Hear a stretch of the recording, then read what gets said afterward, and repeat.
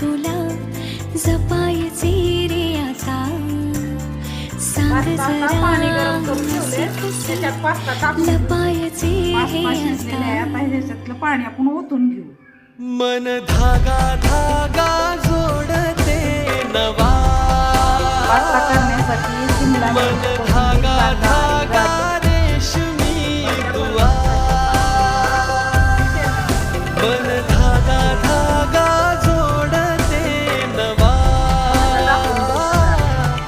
मन धागा धागा रेशमी दुआ